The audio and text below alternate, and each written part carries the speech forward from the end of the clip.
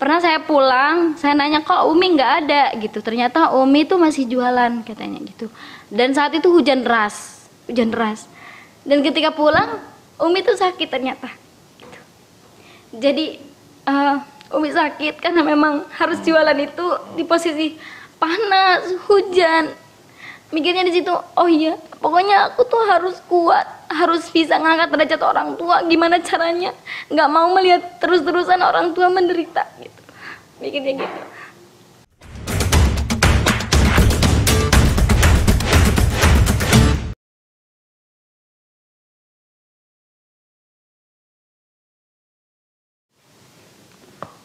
Assalamualaikum warahmatullahi wabarakatuh. Aduh, bertemu lagi dengan saya ya di Jaya Santika dalam podcast Kambar Banten.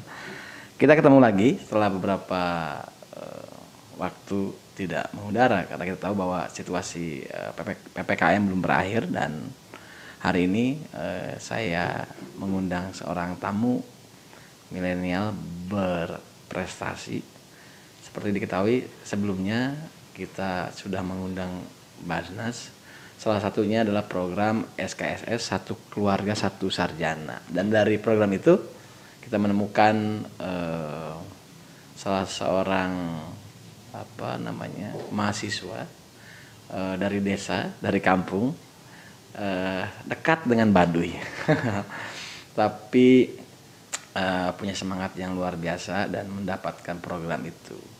Sudah hadir bersama saya Siti Nurhayati, betul? Iya, betul Pak. Siti. Itu umurnya berapa tahun? Sekarang usia 22 tahun. 22 tahun, beda tipis dengan saya ya. Tipis satu generasi maksudnya. Oke, Siti, sebelumnya kita udah ngobrol di Zoom meeting ya, waktu acara Basnas. Saya tertarik mengundang Siti karena memang di era sekarang itu kuliah atau menjadi sarjana menjadi barang mewah ya, terutama buat orang kampung ya. Saya juga orang kampung, tapi saya alhamdulillah juga sarjana. Nah, tapi kalau melihat Siti kan ada di pedalaman, bukan di pedalaman, iya, jauh dari kota kan? Iya, jauh banget dari Cisimet kota. itu saya tidak menghitung berapa kilometernya, tapi cukup jauh ke perkotaan. Betul. Lebih dekatnya ke Baduy kan itu ya? Iya. Nah, ada salah satu putri terbaiknya itu dapat program SKSS ya, satu keluarga satu sarjana. Dan Siti konon katanya putus kuliah sudah berkali-kali. Nah, seperti apa sih yang membuat Siti bertekad untuk jadi sarjana? Tempat jauh, belum lagi mungkin kondisi sekarang kan ya, bayar kuliah tuh bukan yang murah gitu kan ya. Dan jarang sekali ada kuliah yang murah. Yang ada yang murah juga diprotes.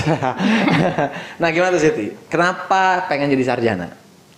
Ya, mungkin pertama itu berawal dari background keluarga. Karena orang tua itu hanya seorang pedagang dan lulusannya lulusan SD. Bahkan kalau bapak itu tidak sekolah sama sekali. Iya. Jadi melihat dari background keluarga dan orang tua itu, saya melihat sangat sungguh-sungguh sekali ketika menyekolahkan anaknya dari SD, SMP hingga sekarang. Alhamdulillah memang saya pribadi mikirnya, oh iya, saya orang nggak punya. Gimana caranya saya bisa melanjutkan sekolah sampai perguruan tinggi ini dengan biaya sendiri atau dengan beasiswa kayak gitu. Karena ingin mengangkat derajat orang tua, tentunya itu yang pertama. Dan yang kedua, ingin merubah perekonomian keluarga. Memang waktu pertama ingin kuliah yakin, setelah kuliah pasti dapat kerjaan? Yakin sekali. Karena saya rasa dengan potensi itu pasti setiap manusia punya potensi ya Pak ya, punya potensi, tapi bagaimana cara kita mengembangkan potensi itu? Ya, nggak terus. Iya, bagaimana cara kita untuk mengembangkan potensi tersebut seperti itu. Tapi sadar nggak kalau Siti tinggal di tempat yang ya kayaknya seperti apa kebanyakan nanti kan sudah terbayang ketika kuliah harus jauh dari orang tua gitu ya, harus bisa. Nah, seperti apa perjalanan kuliahnya sebelum dapat beasiswa SKSS? Sebelumnya memang karena memang dari SMA juga ya Pak ya. Jadi antara jarak rumah dengan sekolah SMA aja udah jauh. SMA dulu di mana? Di Lui Damar. Jadi sekitar 1,5 jam. Perjalanan? Perjalanannya Jalan 1,5 jam. Itu naik angkutan umum. Oh, artinya dari rumah sampai rumah. ke jalur yang dilintasi oleh transportasi umum jauh? Jauh juga, itu sekitar 3 kilo kalau misalkan mau ke jalan rayanya itu. Berarti Karena dulu itu memang sulit. Berangkat dari rumah jam berapa? Berangkat dari rumah jam Berangkat dari rumah biasanya itu jam 5:30 udah standby di rumah, langsung ke tempat yang memang itu kan dari Kampung Babakan ke Cisimet itu lumayan jauh. Dari situ baru ada nemuin mobil, baru deh ke Lui Damar gitu. Artinya bahwa usaha keras sudah sejak awal. Iya, dari SD juga begitu nggak? Nggak kalau SD lewat jembatan? SD enggak, SMP juga lumayan. SMP lumayan jauh juga SMP. Semua di Rangkas di mana? Lui Damar. Kalau SMP itu di sekitar Cisimet. Jadi kan memang dari Kampung Babakan itu ke Cisimet lumayan juga jaraknya. Nah, lalu kemudian setelah kuliah, gimana tuh bekalnya, terus menghidup, ya harus bayar kuliah, harus tadi disampaikan bahwa orang tua SD itu ya, SMP hanya berjualan gitu ya, dan Siti harus bukan menerima ya, harus sadar bahwa saya harus kerja keras untuk bisa jadi sarjana kan begitu ya. Nah, ketika kehidupan sebagai anak kos, mahasiswa yang ngekos, itu gimana, cukup nggak tuh jajan apa segala macam? Jadi memang sempat break 1 tahun itu ya Pak ya, kerja mikirinnya pokoknya kalau misalkan karena memang sudah gagal 1 kali, jadi pernah apa namanya mencoba untuk daftar kuliah dan mencoba untuk mendapatkan beasiswa bidik misi, tapi qadarullah memang bukan rezekinya. Di situ akhirnya memutuskan untuk ya udahlah break aja dulu 1 tahun ini, gimana caranya bisa melanjutkan nanti tahun depan dengan biaya sendiri. Dan akhirnya di tahun itu saya langsung kerja Pak, langsung kerja karena mikirnya gini. Kerja di mana? Kerjanya dulu di Tangerang. Pabrik? Iya, di pabrik. Jadi di Tangerang itu merantau juga. Jadi berani untuk merantau. Kalau kamu punya mimpi yang tinggi, kamu harus berani. Kamu harus kerja keras. Kamu harus yakin bahwasanya dengan kerja keras, niat dan doa kamu itu pasti Allah akan kabulkan. Gitu aja mikirnya. Dan saat itu ya udah nyoba untuk kerja dulu 1 tahun, ngumpulin uang, dan bener-bener banget itu kayak kan biasa di kota itu kan banyak teman yang ngajak, ayo dong shopping, ayo gini. Saya mah tunda dulu deh keinginan kayak gitu karena uangnya itu harus saya kumpulkan untuk biaya kuliah gitu mikirnya. Akhirnya uang itu terkumpul selama saya kerja 8 bulan itu ya Pak. Saya mikirnya ini untuk biaya hidup, ini untuk mencukupi bagaimana ketika nanti di Serang gitu. Gaji berapa waktu itu? Waktu itu gaji 3 juta. Pabrik tuh? Iya, pabrik 3 juta. Biaya hidup? Biaya hidup kalau di Tangerang itu waktu itu ngontrak. Ngontrak berapa sebulan? Apa? Ngekos berapa sebulan? Ngontrak. Bayarannya. Waktu itu ngekos itu 350.000. Ada sisa 2.750.000. Nah iya, jadi di 1 juta dikasih ke orang tua, 1 juta itu intinya di di saving lah gitu. Jadi benar-benar untuk disimpan, ditabung. Selebihnya gimana caranya nih uang segini saya bisa gitu mencukupi gitu. Itu setahun? Itu selama 1 tahun, hampir 1 tahun. Ketika dibuka tabungannya berapa? Nah 1 tahun itu alhamdulillahnya sampai dapat 13 juta. 13 juta itu alhamdulillah udah bersyukur banget karena memang sebulan 1 jutaan lah ya. 1 bulan 1 jutaan karena 13 juta. Terus saya mikirnya, oh iya kayaknya nih ketika di Serang saya butuh kendaraan. Karena memang dari Serang ke rumah kan jauh. Akhirnya beli motor yang second. Artinya 13 juta itu saya beli motor sama laptop. Daftar uang kuliahnya? Nah itu karena memang jadi mikirnya gini, pokoknya nih uang untuk, saya masih ingat itu untuk beli motor itu 5 jutaan. Nah second, terus laptop itu sekitar 2 jutaan laptop. Dan itu sisanya saya mikir, oh iya ini untuk bayaran saya 1 semester dan biaya hidup nanti di Serang. Untuk selanjutnya saya yakin kalau kita niatnya memang mau menuntut ilmu, Allah pasti mudahin. Orang tua pun ngomongnya gitu, terutama Umi. Umi selalu bilang, pokoknya kalau misalkan kamu niatnya ingin menggapai cita-cita untuk menjadi seorang sarjana, harus yakin Allah pasti mudahin itu. Gitu. Jadi percaya bahwasanya Allah selalu ada, yakin di situ, berangkat ke Serang dengan minta restu dari orang tua. Ibu, bapak, pokoknya Bismillah, saya yakin saya pengen daftar kuliah lagi di UIN. Alhamdulillahnya lolos walaupun bidik misi gagal. Tapi percaya bahwasanya oh ya, saya punya potensi. Karena Umi sama Bapak udah ngedidik saya dari kecil, saya yakin dengan potensi ini saya bisa mengembangkan dan ketika di sana saya yakin dapat beasiswa yang lain gitu. Jadi udah percaya, orang tua support, selalu ngedoain. Sempet bapak tuh sempet ngelarang kayaknya kerja kan udah enak, udah dapat gaji, banyak orang itu yang kerja keluar sendiri atau memang sudah habis kontrak? Saat itu keluar sendiri karena memang sudah bersikeras untuk melanjutkan kuliah, walaupun ketika itu sudah menjadi karyawan yang dipercaya. Jadi karyawan yang dipercaya, bahkan ya udah lanjut sekolah, ya apa kuliahnya di sini aja, ngambil swasta. Tapi saya mikir oh kayaknya enggak deh, karena tujuan saya itu untuk fokus kuliah, gimana caranya enggak sambil kerja gitu. Jadi memutuskan untuk resign di pekerjaan itu, langsung merantau ke mungkin Serang. berpikir bahwa segede apapun gaji gitu ya, kalau tidak dibantu dengan pendidikan, ada ujungnya yang tidak mengenakan gitu ya. Betul. Itu saya alami gitu. Saya sebelum kuliah dan ini kita sharing ya. Sebelum pemikiran situ itu menurut saya punya visi yang panjang. Saya dulu juga sama, lulus kuliah. Kalau saya nggak mau kerja, nggak mau kuliah waktu itu ya, nggak mau kuliah. Lihat yang lain sudah pada nggak minta orang tua gitu kan. Memang bahwa mandiri itu harus kita yakini butuh proses yang benar gitu ya. Bahwa kemudian ada orang yang berhasil. Tapi betul bahwa untuk keluar dari zona yang Siti bilang tadi, ingin mengangkat harkat martabat keluarga, salah satunya dengan pendidikan, betul. Makanya ketika kemudian musim PHK, salah satu yang difilter itu adalah dilihat latar belakang pendidikannya. Saya kena PHK, akhirnya saya kuliah. Setelah kuliah saya di sini sampai sekarang, ya betul bahwa pendidikan sangat berpengaruh. Nah, berikutnya setelah punya uang, setelah memutuskan berhenti, lalu kemudian melanjutkan kuliah. Tabungan yang tersisa cukup berapa bulan? Iya, itu ternyata tabungannya tersisanya cukup 3 bulan. Terus sisanya berikutnya gimana? Saat itu karena memang kan ngekos, jadi ke Serang juga nggak punya sanak saudara, Iya, nggak ada saudara. Jadi pikirnya, duh gimana ya, karena sudah mapping gitu, udah memetain, oh ya ini uang segini tuh cukup berapa bulan. Ternyata hanya 3 bulan dan selebihnya mikir keras banget. Ini gimana caranya ya bulan depan saya bisa makan, bisa bayar kosan. Sedangkan saat itu orang tua tetap masih jualan gorengan keliling, gak seberapa ya Pak ya, penghasilannya juga gak seberapa.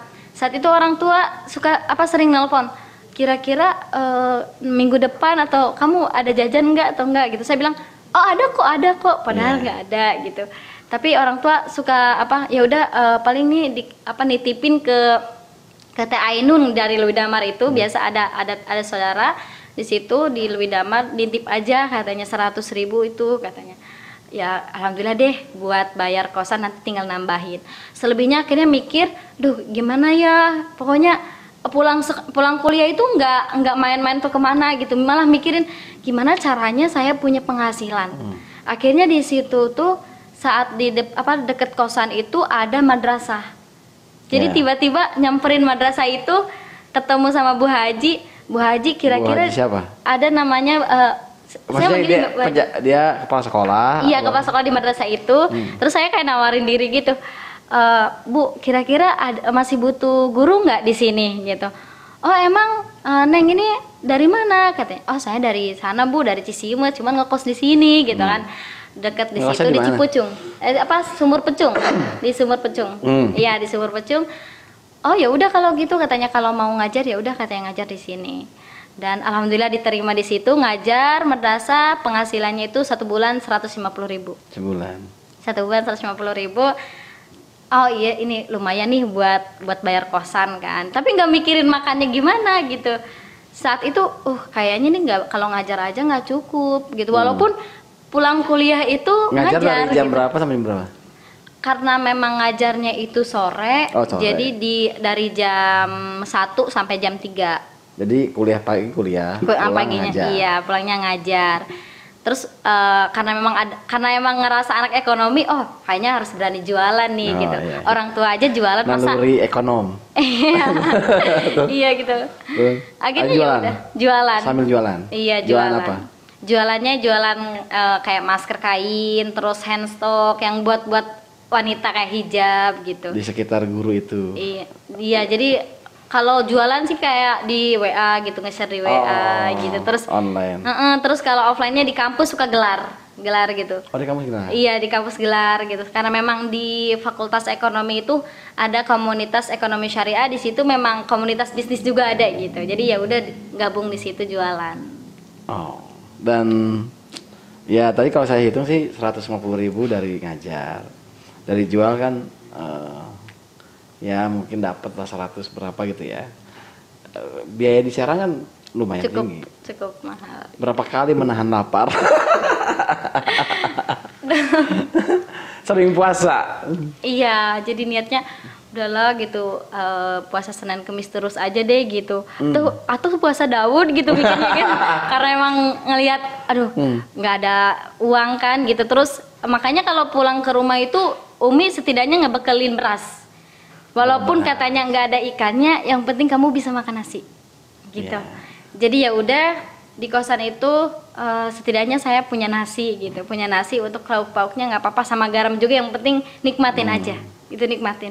Jadi berapa kali nggak kehitung kayaknya kalau makan sama apa namanya kata kerupuk satu gitu kan, kecap udah gitu kayak gitu. Sampai akhirnya di situ tuh ada temen yang ngajak satu kosan. Jadi udahlah. Satu kampung juga nggak?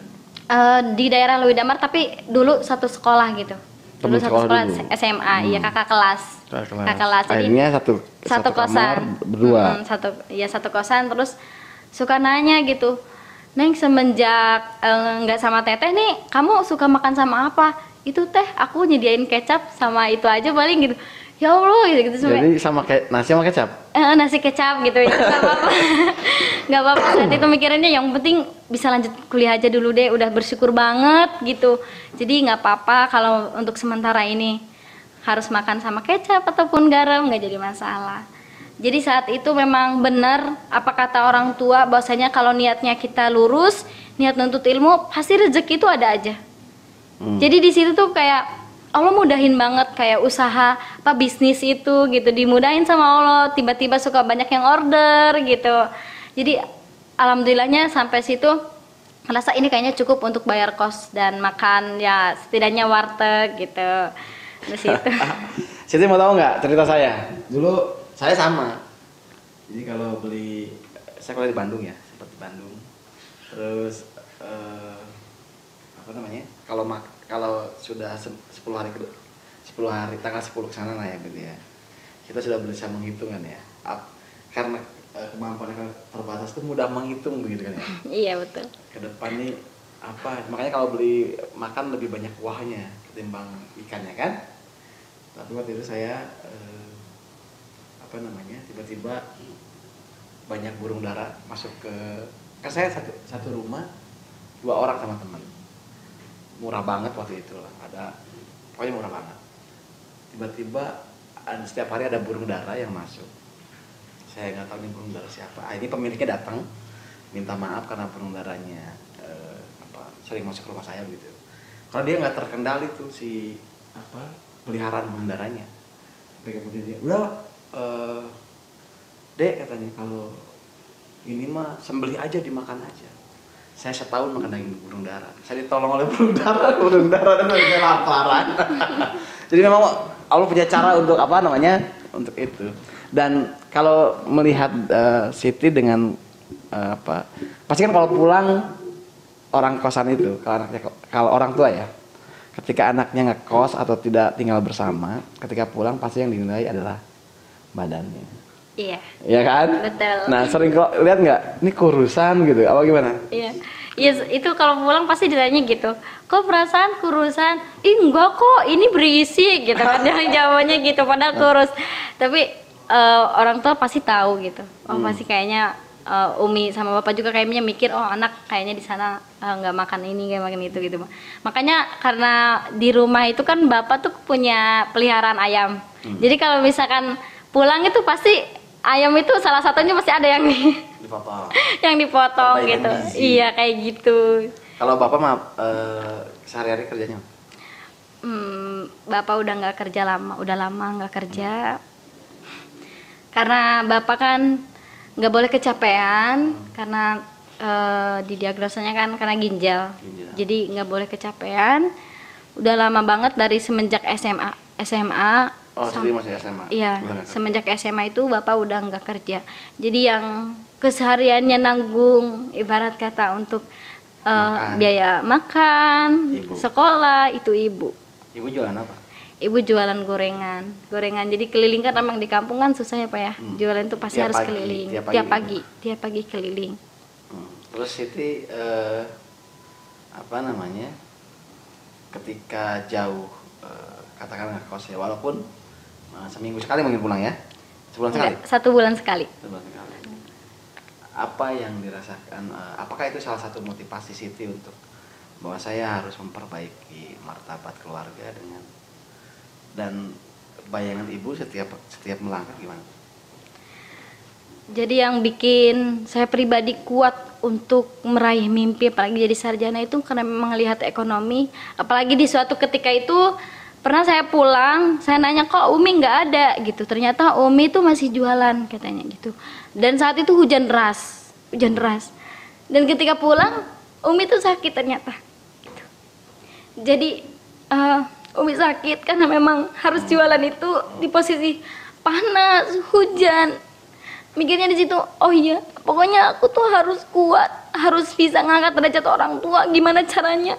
Nggak mau melihat terus-terusan orang tua menderita gitu. Mikirnya gitu. Terus setelah Umi tahu Siti selesai kuliahnya, tinggal menunggu sudah apa? Pertama kali menyampaikan itu, atau bahkan mungkin Siti sendiri ya, ketika sudah hampir sampai di katakanlah di finish gitu ya, langkah awal Siti lah, cita-cita Siti itu sebentar lagi wisuda. Apa yang dirasakan dan bagaimana menyampaikan itu ke orang tua saat itu? Ini halnya sama halnya dengan saya menyampaikan ketika pertama kali saya dapat beasiswa SKSS. Jadi orang tua nggak tahu kalau saya dapat beasiswa. Nah, oke. Gimana cerita pertamanya dapat beasiswa SKSS? Jadi saat itu pokoknya malamnya itu kan orang tua nelpon, bapak nelpon karena memang sebentar lagi bayaran SPP untuk semester 2 ke semester 2 dan saya benar-benar nggak ada uang. Oh, nyerah Siti nelpon orang tua untuk minta bayaran itu? Gitu kira-kira ada nggak Pak gitu, bisa diusahain nggak? Terus bapak tuh kayak marah, maksudnya Tuh kan? iya gitu, tuh kan bener gitu, kenapa nggak dari awal juga jangan dulu kuliah gitu. Kenapa harus bersikeras untuk kuliah? Sedangkan bapak nggak bisa ngusahain untuk minjem ke siapa katanya untuk bayaran semester 2 itu gitu. Terus di situ pokoknya sedih banget Kak. Terus cuman Umi bilang gini, nggak usah dengerin apa kata bapak. Allah itu maha kaya, ingat katanya. Pokoknya kamu mintanya sama Allah terus gitu. Pasti Allah mudahin kok. Yakin aja yakin gitu. Nanti Umi katanya bakalan jualan yang lain apa gitu buat bayar katanya gitu. Terus malam itu bener-bener kayak terpukul banget, harus gimana nih gitu, ya Allah, antara lanjut apa besok saya pulang gitu. Malamnya saya mikir kayaknya saya harus lebih dekat sama Allah, minta sama Allah gimana caranya nih biar Allah itu ngasih gitu jalan yang terbaiknya harus gimana. Malam itu saya minta merintih sama Allah, yakin ya Allah Engkau maha baik, pasti Engkau nolong gitu. Besok paginya saya dapat info dari teman saya, Nur katanya ada beasiswa nih, beasiswa SKSS Baznas katanya. Sebenarnya nggak tahu beasiswa itu apa gitu. Beasiswa apa itu? Katanya sih satu keluarga satu sarjana. Di rumah udah ada yang sarjana belum ada itu gitu. juga, denger itu. Informasi itu setelah kejadian malam. Setelah kejadian malam itu, paginya dikasih info dan harus terakhir kan ternyata karena malam Senin, jadi Seninnya itu ternyata hari terakhir untuk pengumpulan berkas untuk beasiswa ini. Di situ mikir, aduh gimana ya, saya nggak punya SKTM, kan itu harus bikin dulu. Sedangkan jarak dari rumah ke Serang, masya Allah gitu, kayaknya nggak memungkinkan untuk pulang. Akhirnya nelpon, bapak ngomong baik-baik, Bapak ini ada beasiswa dari Basnas, saya pengen ikutan, mudah-mudahan saya keterima gitu, lolos. Bapak cuma minta tolong bikinin SKTM ya ke desa gitu. Terus gimana cara nganterinnya gitu, Bapak bingung juga gitu karena memang posisi jauh. Bapak cukup ke Rangkas, nanti kita ketemuan di Rangkas, Pak, gitu. Ya udah, akhirnya Bapak itu ke Rangkas. Ternyata itu kondisinya juga hujan, ternyata di Cisimut. Bapak jadi dalam kondisi masih sakit juga gitu, tapi diantar sama tetangga, naik motor diantar gitu, nganterin di situ ke Rangkas, ngambil SKTM sambil nangis. Bapak pokoknya doain biar lolos. Iya kata Bapak pasti ngedoain katanya gitu. Akhirnya ya udah, saat itu kan emang langsung ngambil SKTM itu ke Rangkas, terus balik lagi ke Serang gitu, balik lagi ke Serang, ngumpulin berkas, sempat dimarahin juga sama ketua jurusan. Kamu tuh gimana sih katanya, tak udah gitu telat ngumpulin berkasnya, kan kamu nggak niat ya sampai kita. Bu, saya niat, cuman karena emang saya ngambil SKTM dulu dari Rangkas, di Rangkas itu gitu kan. Oh ya udah kalau gitu katanya, ya udah kumpulin aja berkasnya. Kalau gitu saya tunggu katanya besok pagi ya. Jadi ibunya tuh ngasih kesempatan, ngasih waktu. Ya udah besok pagi saya tunggu kamu. Jam 6 katanya gitu. Iya Bu, jam 6 saya ke kampus. Enggak, jam 9 katanya gitu. Sempat ibunya juga kayaknya kesel gitu Bu kajurnya itu. Ya udah di situ alhamdulillah Allah lancarin sampai pemberkasan dan lolos juga ke sesi wawancara gitu. Udah ngerasa pasti ini itu memang benar-benar jalan dari Allah. Saya yakin ketika satu titik aja Allah mudahkan, maka titik-titik yang lainnya pun akan dimudahkan terus. Dan qadarullah benar. Saat itu saya studium general di hotel. Pertama kali ke hotel. Hotel. Pertama kali itu di Hotel Ledian, ya. Di Serang. Ledian. Jadi studium general Basnas itu. Itu hotel pertama yang diinjak oleh Iya. Hotel pertama di Ledian itu ngerasa, ya Allah ini tuh bagus banget gitu. Terus tidurnya enak, makannya enak. Oh, di situ. Iya, nginep di sana di hotel itu, di Hotel Ledian 1 malam, dan ternyata saya benar-benar lolos dan menerima beasiswa itu. Di situ saya benar-benar nangis kayak pengen cepat pulang. Pengen ngasih tahu orang tua bahwasanya saya bawa baju, bawa jaket SKSS, bawa tas SKSS, bawa peralatan SKSS, bahkan uang pembayaran uang pembayaran SPP yang semester 1 itu diganti sama Basnas. Ya udah dibayarin diganti. Iya, diganti gitu. Masya Allah, ini udah kayak berapa itu? Kalau biaya kuliah sih cuma 1.400.000, tapi menurut saya itu besar. Itu satu semester? Satu semester 1.400.000, karena waktu itu emang ikutan bidik misi walaupun gak lolos, tapi ada pemotongan SPP-nya. Nah, bagaimana waktu itu menyampaikan ke orang tua? Saat selesainya studium general itu bergegas untuk pokoknya pengen cepat pulang, pengen nyampein ke orang tua bahwasanya saya itu nanti padahal sampai masih betah di hotel ya? Iya, soalnya baru pertama itu. Terus pas pulang ke rumah itu bapak kan mau ke masjid sholat asar, ngelihat anaknya mungkin gitu, kok lari kenapa tuh gitu. Pas lari langsung lari. Jadi turun dari mobil kendaraan umum itu, lari nyamperin bapak, meluk bapak. Sampai bapak, kenapa tuh?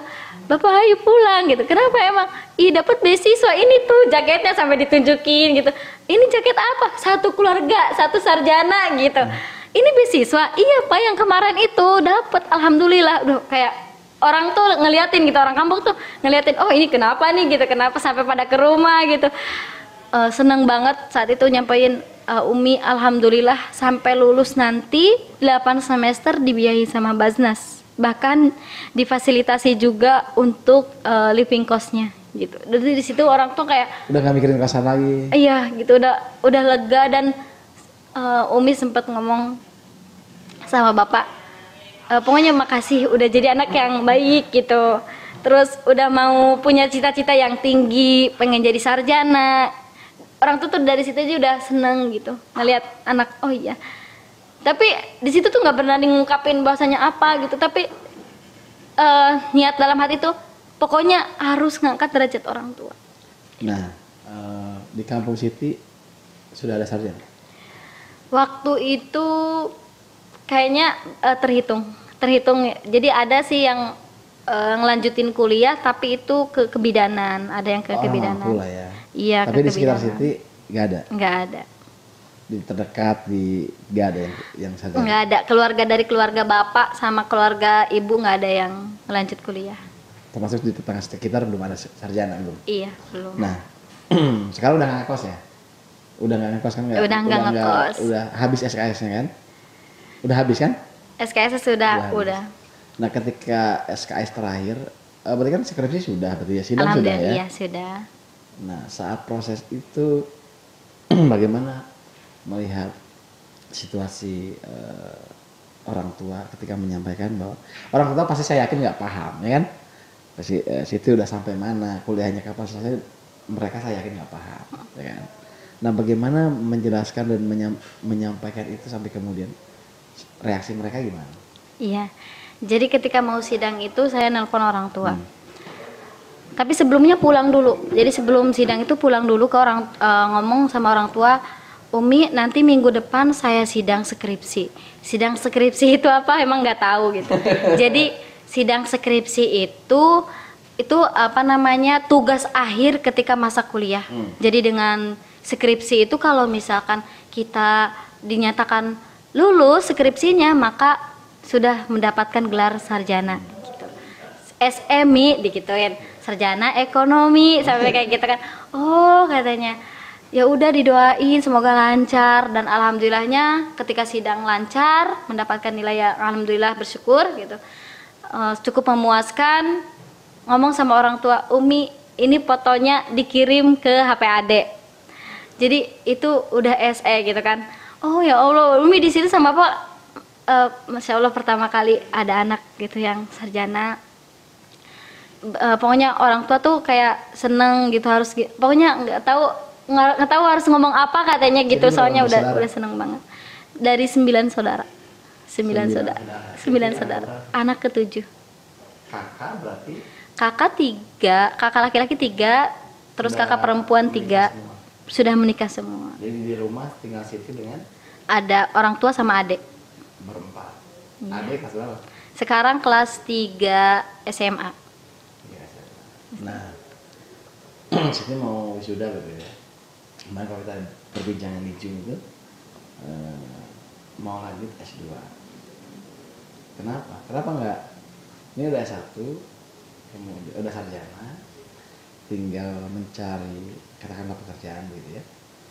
Untuk hal itu mengangkat derajat orang tua. Kenapa harus?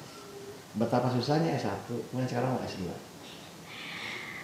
Sebenarnya kemarin pas sidang itu kan bulan Juli ya Pak ya. Bulan Juli langsung ada tawaran di bulan Agustusnya. Jadi langsung ada tawaran di PT Agrobisnis Banten Mandiri BUMD. Iya, jadi staf keuangan.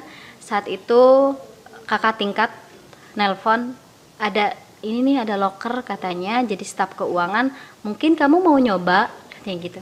Jadi akhirnya ngobrol dulu sama orang tua karena kondisi saat itu lagi di rumah. Jadi ngobrol sama orang tua, Mi ini ada lowongan katanya sih staf keuangan di BUMD PT Agrobisnis di Serang, tepatnya di alun-alun. Kira-kira menurut Umi gimana gitu. Terus kata Umi kalau misalkan emang ke wisuda masih lama gitu dan peluang beasiswa juga belum ada lagi karena memang harus ada ijazah, silakan gimana saya pribadi katanya gitu. Akhirnya di situ ya udah deh bismillah nyoba dan alhamdulillahnya keterima. Sekarang jadi Staf keuangan di udah PT bekerja? Sudah bekerja. Wow, luar biasa. Ini nanti gajinya buat S2 gitu. Jadi sudah metain sih. Pokoknya ini gaji saya. Jadi saya udah memplanning Pak. Udah planning pokoknya sampai wisuda nanti, sampai ijazah itu ada, uang itu untuk orang tua. Jadi gaji itu untuk orang tua. Nah, saya tadi mau nanya apa lagi lupa. Siti, dari perjalanan itu, menurut Siti, apa yang bisa dipetik untuk Siti bahwa ternyata cita-cita tuh bisa kita raih dengan apa namanya perjuangan gitu ya. Nah, sebagai orang desa lah gitu ya, bahwa cita-cita kita, harapan kita sama betul dengan orang-orang yang lain juga. Siti melihat perjalanan Siti gimana? Sebenarnya kalau melihat perjalanan memang perih. Perih banget karena memang dari kerja juga ngerasanya udah banyak tekanan, pokoknya udah di bawah gitu. Tapi yang saya ambil hikmahnya ini adalah bahwasanya Allah itu pasti akan memutarbalikkan kehidupan manusia. Roda berputar. Ketika ya betul, roda itu pasti berputar. Ketika saya sudah merasakan di bawah, pasti saya akan mendapatkan posisi ketika di atas gitu. Dan ternyata memang itu benar terjadi. Ternyata janji Allah itu memang benar. Dan memang mewujudkan mimpi itu tidak mudah. Butuh kerja keras, niat, doanya, serta kita juga harus punya perencanaan yang maksimal. Di situ saya selalu menjadi salah satu, ketika di lingkungan gitu, di lingkungan entah itu di bersama teman-teman, saya selalu punya peta pemikiran gitu. Jadi ada mind mapping. Nanti abis ini saya mau ke sini, saya harus berprestasi, saya harus jadi salah satu mahasiswa yang berprestasi. Jadi udah punya perencanaan seperti itu. Jadi dari awal masuk kuliah juga sudah berpikiran bahwasanya nanti harus aktif organisasi, harus punya prestasi, dan harus punya beasiswa, harus segala macam gitu. Jadi udah ada pemetaan dan saya catat itu menjadi 100 catatan. Jadi menjadi 100 catatan. Ketika saya sudah menggapai itu, saya checklist. Gitu. Dan semua sudah ibarat kata sudah terencana. Walaupun memang ada beberapa yang gagal. Yang nggak ke checklist. Iya, ada beberapa yang gagal. Tapi terus semangat untuk menggapai yang lainnya yang belum tercapai. Sekarang Umi masih jualan? Masih jualan. Makanya ngelihat orang tua, aduh, kayaknya saya harus segera berpenghasilan. Harus PHK Umi dari jualan gitu ya? Iya, harus PHK Umi nih. Harus PHK Umi biar nanti setiap bulan biar saya nanti yang. Sekarang tinggal di Serang? Masih di asrama Basnas. Di asrama Basnas? Masih di asrama Basnas. Oh, emang kan sudah selesai SKSS ya? Iya, tapi alhamdulillah Basnas Provinsi Banten itu ibarat kata tidak menutup kami untuk segera pergi atau gimana gitu, enggak. Tapi memang berarti ikut beraktivitas di Basnas juga? Ikut juga beraktivitas di Basnas. Apa balas budi gitu ya? Iya, karena memang ibarat kata kalau dibalas nggak tahu deh harus seberapa banyak, karena menurut saya pribadi Basnas itu seperti malaikat hidup. Oh gitu ya. Kemarin Pak Kiai Suhuri ya sampai nangis loh, karena mungkin beliau pihak yang bukan bertanggung jawab, yang koordinatornya Pak Ustadz Suhuri ya kalau nggak salah ya, SKSS itu ya. Dia sampai nangis. Dan saya buat orang-orang yang pernah ngekos, saya pikir memang kalau dari Siti bahwa milenial itu banyak yang berpendapat bahwa milenial sekarang nggak tangguh gitu. Ternyata kalau lihat Siti betapa tangguhnya seorang milenial begitu ya. Nah, bekerja di agrobisnis sudah mulai. Sudah di bulan Agustus kemarin. Agustus. Berarti ini bulan kedua. Iya, bulan kedua. Udah sempat gajian ya? Iya. Baiklah Siti, saya berharap bahwa banyak orang yang seperti Siti, bahwa tinggal di desa dengan berbagai keterbatasan tidak menghambat cita-cita begitu ya. Betul, Pak. Bahwa memang hidup itu tidak mudah begitu. Tapi kita harus yakin bahwa kalau dari apa yang disampaikan Siti, bahwa Allah tidak akan memberikan beban di atas kemampuan umatnya kan begitu. Betul. Ya. Sehingga apa yang Siti cita-citakan bisa tercapai. Saya berharap Siti juga tetap pendidikannya tetap meningkat, naik gitu ya, karirnya mapan, lalu kemudian kemarin prestasinya banyak juga katanya. Alhamdulillah. Apa aja tuh? Jadi sebenarnya penghasilan yang paling banyak itu adalah penghasilan ketika meraih prestasi itu. Pernah di tahun 2018 itu juara 1 esais Banten. Iya. Terus ada juara LKTI karya tulis ilmiah nasional. Iya, juara 3 itu di History Fair di Untirta. Kok yang begini nggak lolos bidik misi? Terus juara 3 juga karya inovatif itu di Malang. Ke Malang. ke Malang. Itu hotel yang keberapa? Hotel kedua. Hotel kedua. Terus yang terakhir itu yang juara satu karya inovatif peraih medali emas, karena memang itu nasional juga, itu di Makassar. Itu pertama kali juga naik pesawat ke Makassar, naik pesawat. Wow. Setelah juara itu sempat ketemu Bu Bupati misalnya, diterima enggak? Belum. Terus saya sampaikan ke Bu Iti ya. Saya ada ketemu Bu Iti. Bu Iti, ini orang Lebak luar biasa ya. Artinya bahwa kita tahu kalau Lebak tuh semua tahu lah ya, daerahnya luas, mau sekolah aja. Bahkan sempat dulu rame jembatan Indiana Jones, kalau sekolah sampai harus bertaruh nyawa katanya begitu ya. Dan ternyata di balik itu muncul generasi tangguh, salah satunya Siti. Saya berharap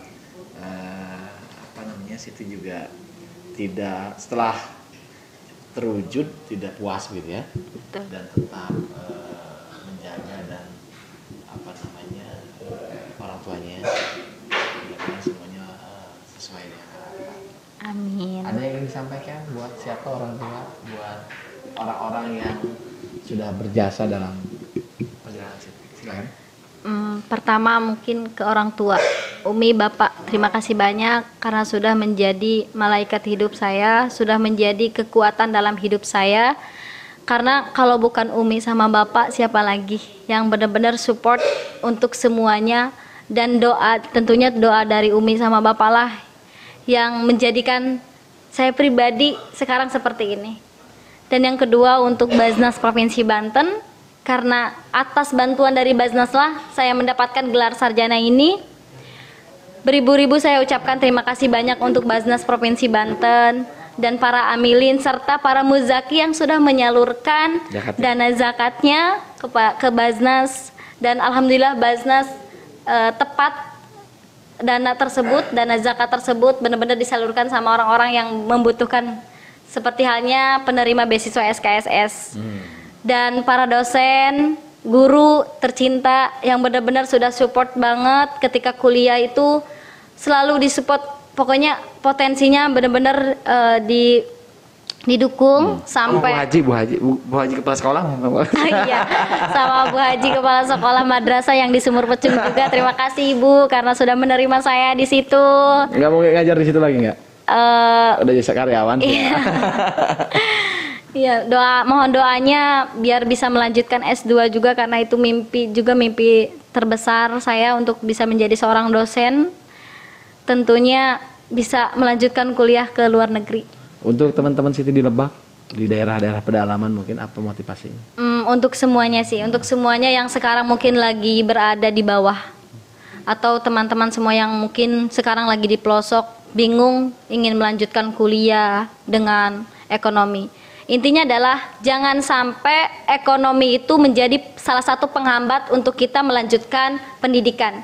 Karena menurut saya meraih mimpi itu sangat mudah ketika kita sudah tahu benang merah kehidupan kita. Artinya kita sudah tahu caranya bagaimana menggapai mimpi itu. Tentunya semua yang kita lakukan libatkan Allah dalam segala hal. Allah pasti bantu.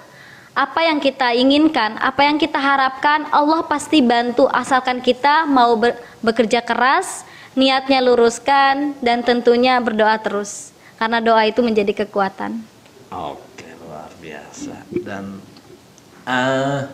mudah-mudahan Siti dalam waktu dekat bisa mem-PHK Umi ya untuk tidak berjualan. Tapi siapa tahu loh, dengan berjualan Umi justru sehat kan. Kalau di rumah kesel juga mungkin ya. Iya, emang bilangnya gitu. Iya.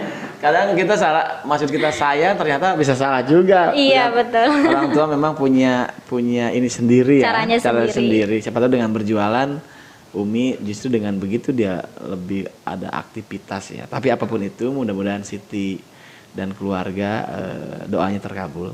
Amin. Dan pelajaran berharga buat para generasi milenial, tidak boleh menyerah untuk meraih impian. Iya, betul. Tetap semangat. Tetap semangat. Dan saya titip salam khusus buat Bu Iti. Mudah-mudahan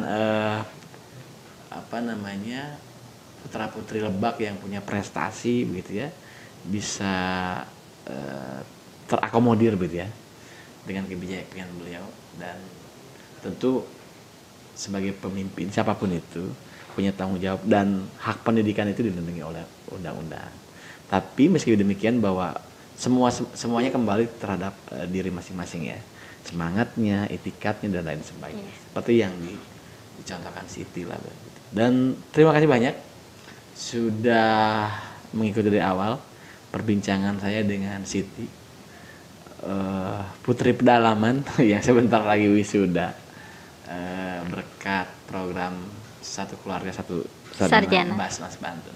Baik, demikianlah perbincangan saya dengan Siti Nurhayati, warga Cisimet Kabupaten Lebak yang sebentar lagi wisuda. Kita doakan semuanya lancar. Amin. Sampai ketemu lagi. Wassalamualaikum warahmatullahi wabarakatuh.